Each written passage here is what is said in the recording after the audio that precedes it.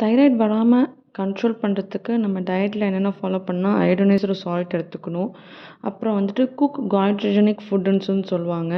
அந்த முள்ளங்கி, அப்புறம் கேபேஜு, காலிஃப்ளவர், அப்புறமேட்டுக்கா வந்துட்டு என்ன சொல்கிறது, மரவள்ளிக்கிழங்கு, கீரை வகைகள், சோயாபீன்ஸ் இதெல்லாம் நல்லா குக் பண்ணி சாப்பிடணும்.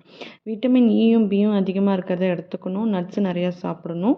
அதுக்கப்புறம் விட்டமின் சின்னு சொல்கிற பார்ஸ்லி, அதாவது கொத்தமல்லின்னு சொல்கிறத வந்து நம்ம ஃபுட்டில் எடுத்துக்கிட்டோம்னா தைராய்டு வராமல் அவாய்ட் பண்ணலாம்.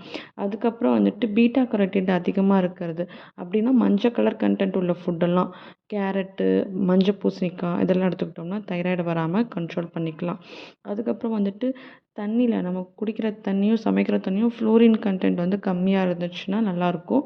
ஸோ ஃப்ளோரின் கண்டென்ட் கம்மியாக இருக்க வாட்டர் யூஸ் பண்ணிக்கோங்க. அது வந்துச்சுன்னா தைராய்டு வந்து வராமல் அவாய்ட் பண்ணலாம்.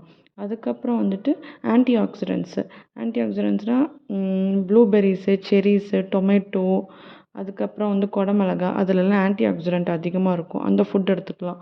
ஆல்கஹாலும் டொபாக்கோவும் அவாய்ட் பண்ணணும். அதாவது இதெல்லாம் அவாய்ட் பண்ணோம் அப்படின்னா நம்ம ஓரளவுக்கு இந்த டயட்டில் நம்ம ஃபாலோ பண்ணோம்னா தைராய்டு வராமல் அவாய்ட் பண்ணலாம். நன்றி, வணக்கம்.